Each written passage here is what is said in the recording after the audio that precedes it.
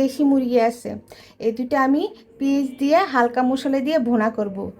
যারা কম মশলায় খেতে পছন্দ করেন, ঝাল খেতে পছন্দ করেন, তারা এভাবে রান্না করবেন, ঠিক আছে?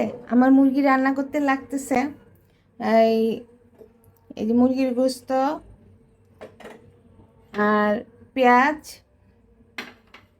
আর আদা রসুনের পেস্ট।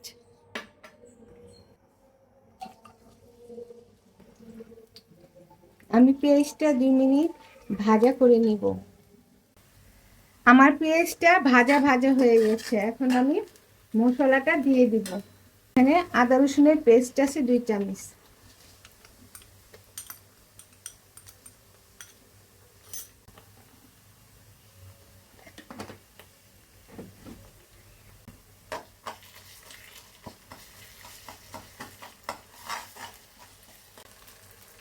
এক চামচ, 2 চামচ আমি মরিচের গুঁড়া দিলাম।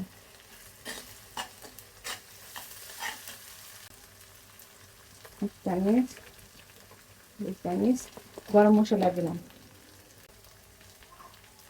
1 চামচ, 2 চামচ, 3 চামচ মরিচ। আমার সব মশলা দেওয়া শেষ। এখন আমি মশলাটা ভাজা ভাজা করব।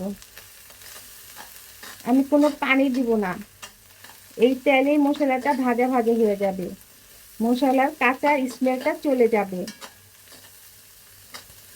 এখন আমার মশলাটা কষানো হয়ে গেছে। আমি যে মুরগিটা রেখেছি এটা এখন ছেড়ে দিব। এটা টাটকা মুরগি, আমি ফ্রিজে কিছু রান্না করি না, বাজার থেকে টাটকা বাজার আনি, টাটকা রান্না করে।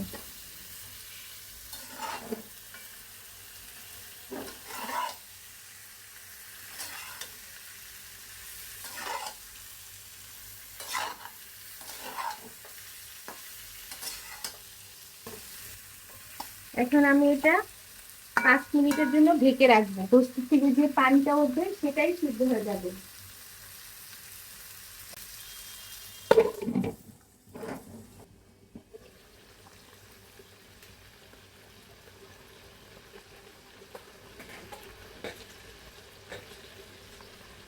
আমি 5 মিনিট এটা ডিম করে কষিয়ে নিয়েছি, কোনো পানি দিইনি।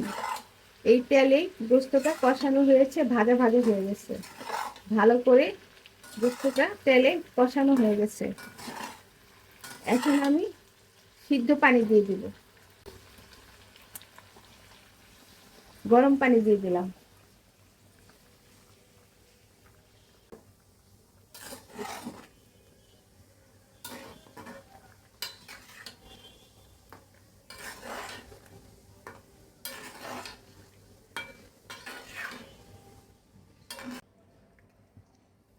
এখন আমি এটা আরো 10 মিনিট রান্না করব।